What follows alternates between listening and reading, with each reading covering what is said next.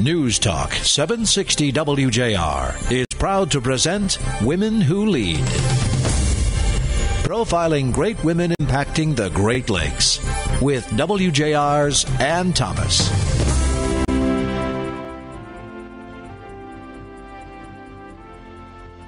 I think you're saying this perfectly. And you know who else said it just like this was Sandy Pierce. And one of the things that Sandy was saying that I thought was fascinating was on this same topic, giving advice to women networking, is every day take the time to talk to someone and learn something new about them. So that as you go in throughout your day and you're meeting people, always learn something new about that other person, because what you're going to learn from them is in turn going to help you and build you up for the next challenge that you may face. That is such great advice. You know, Sandy's been one of our executive hosts for our leadership program. She also gives the best advice I've seen on work-life balance. That's the next question. Give us some advice on that. Are you a believer in that? I mean, do you think that women can have it all? Well, I do. I am a believer in that. And I'm a believer in things that people like Ann Stevens, who was a former top executive at Ford Motor Company, is now CEO of another major company in the United States. Sandy, you know, and others have said, you can have it all. Sometimes you can't have it all at the same time. And so, you know, it's a process of picturing a dial as a, you know, it's you dial it up and you dial it down. The other great advice that Sandy gave when she spoke to us one time was draw a pie. Draw a pie every Sunday, lay out your week.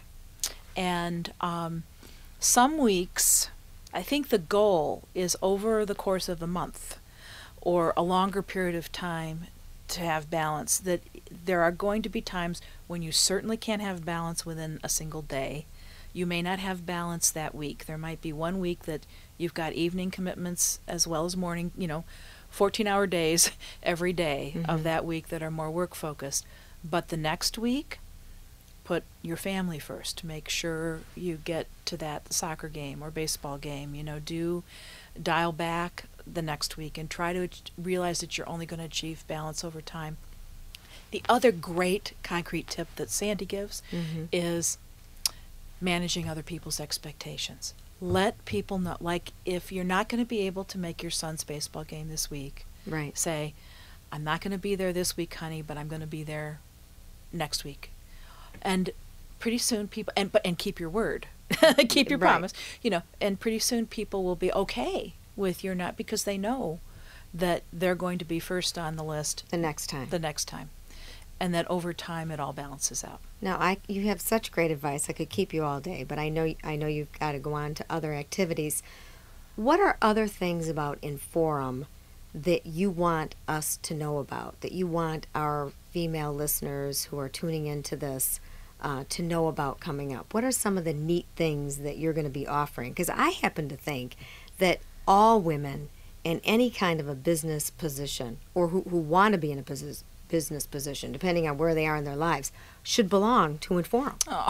Think about it. I mean, it's the world's greatest networking tool. It really and is. What I have found, and I've found this all my career, women like to help other women. They do. They do. And so what are some of the things that people would be interested in knowing about? Well, I guess, first of all, join. It's easy to do. You can go to our website, www.inforummichigan.org. Second of all, there's a great membership directory that you get when you join, to your point. And people who are members, if you call them up and leave a message saying you're a member of InForum, would like to talk to you about X, you'll see that 9 times out of 10 you'll get that return phone call as opposed to the dodge, because you're right, women do want to help other women.